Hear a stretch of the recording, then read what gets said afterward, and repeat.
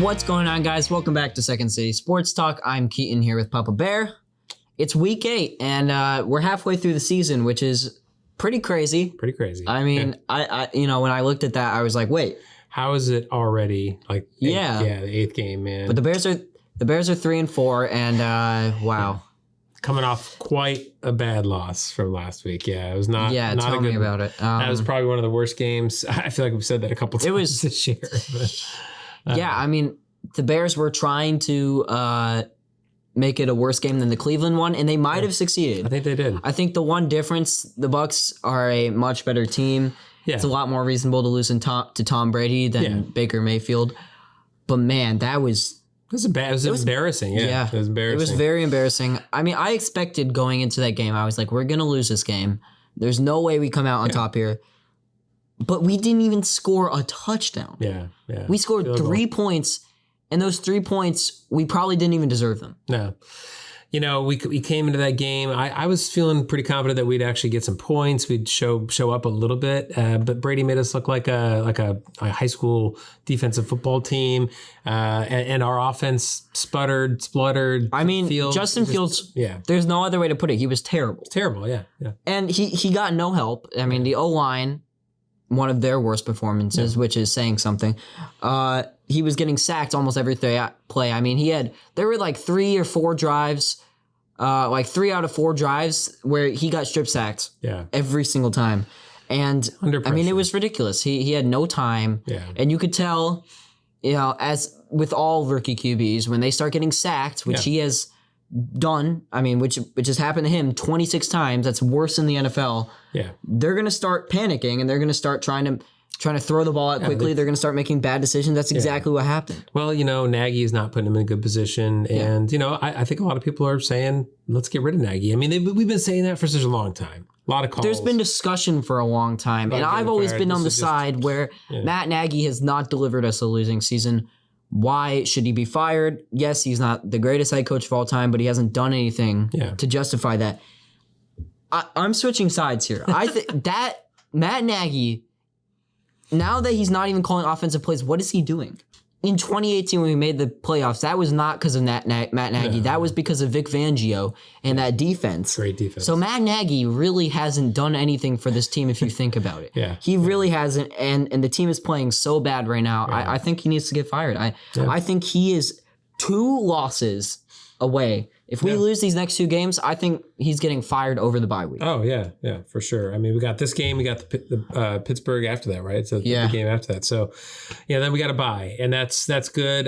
Let's talk about the 49ers. I mean, they're not having a great season either. No, and I mean 2-4. They don't look. They're kind of, a lot of people said last year, and I'm not going to say this is an excuse, but it was kind of used as the reasoning for why the 49ers were bad last year.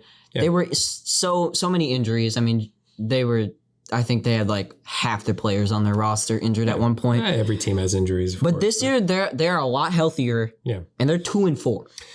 Yeah, they've had some tough games. They've won a couple of easy ones. Detroit, I think, was one of the games they won. And I remember who the Eagles. The Eagles. They beat the Eagles, and the Eagles are also hapless here. We are sitting in Philadelphia. They look very average. Their defense, which was really good a few years ago, looking kind of mediocre. I mean, you could even call the defense bad. Yeah. They're coming off a loss to the Colts, who I think a lot of people think are dead. They let Carson Wentz kind of run all over them. Take them all over. And they have a very similar QB situation. They got just Jimmy G, the veteran, and there's a lot of questions right now as to, is he going to be starting the whole season because they got Trey Lance. There's a lot of questions there. Kind of a similar situation to Andy Dalton and Justin Fields. Yeah, I mean, they have some offensive weapons. I know Kittle is supposed to be really good. I think he hasn't had a great season, though. I mean, and maybe that has something to do with Garoppolo, But, they got Deebo Samuel, who is an absolute stud. I mean, he's their main guy I think we have to worry about. Sure. He's fast. He's strong. And I think he is going to give our secondary fits. I think we might have to double team him. And it's our defense is a little banged up as well. But I think the secondary should have an easier time this week. The 49ers have a lot less weapons, and I think the O-line should have an easier time too. Let's hope, man. The O-line is just trash right now. I mean, they're just that to me is probably the biggest problem other than Fields, kind of trying to rush it a little bit and getting sort of pressured. And that really has to do with when you the consider offensive that line. Justin Fields has been sacked more than any other QB and he didn't start the first 2 weeks. I think we have 26 sacks against us this 26 year. sacks This is in nuts. like 5 games for Justin Fields. That's ridiculous. Yeah. The O-line is banged up too. So we can't fully say that a healthy O-line would be as bad. Yeah. Because I know we're on our like 3rd right tackle. Yeah. But hopefully the 49ers defensive line shouldn't cause as much of a problem. Let's hope not. And I mean, looking at this game as a whole, it's going to be a low-scoring game. Yeah. I don't think there's much of a question. The Bears haven't scored more than 24 points all year. And the Niners have struggled at times too. Yeah, they've struggled. I mean, again, they've played some pretty good teams too, but they've struggled. But what do we need to do this week? I mean, I think, like you said earlier, we really needed Justin Fields to redeem himself. A lot of people were really high on Justin Fields coming into the season. I feel like he's starting to lose some supporters.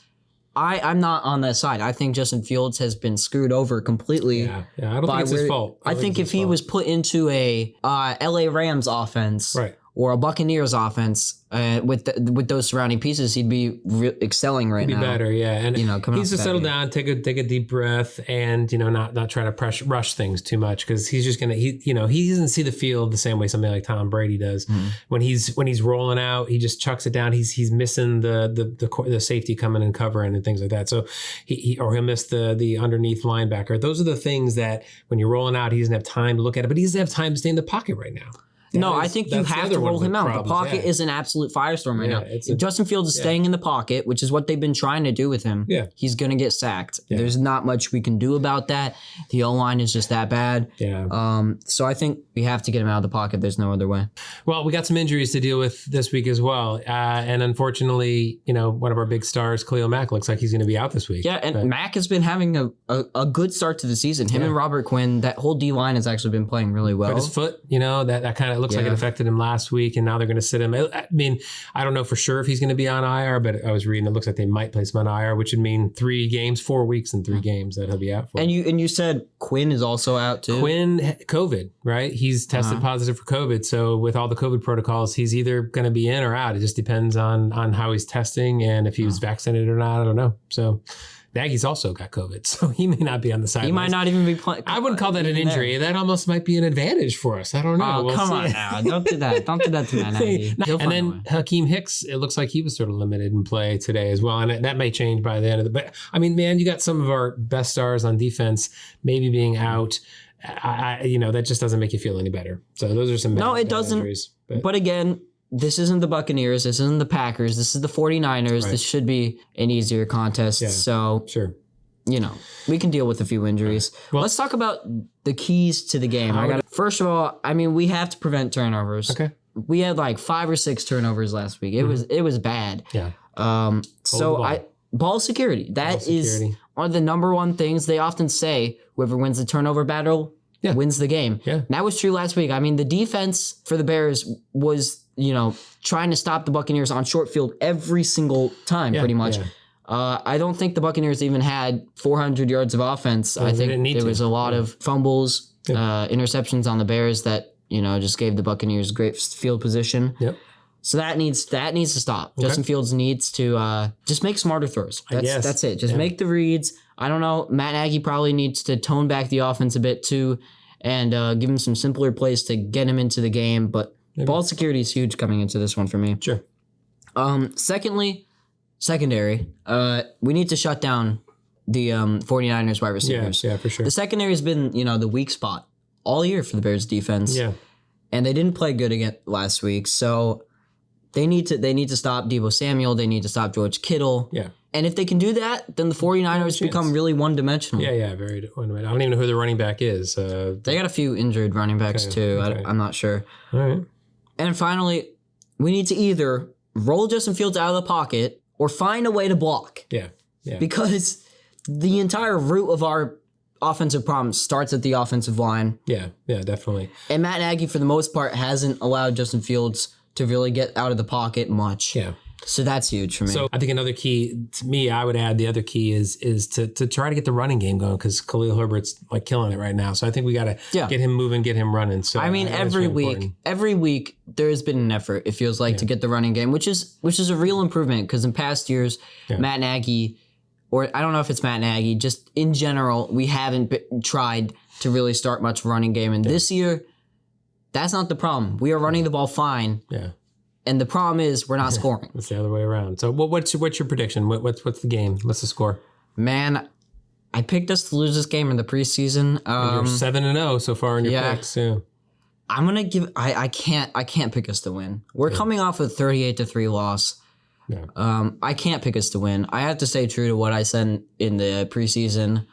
Maybe if I had picked them to win in the preseason, I would pick him now. But I think we're gonna lose. I think it's gonna be low scoring, like I said. 17-23 Niners win. Yeah.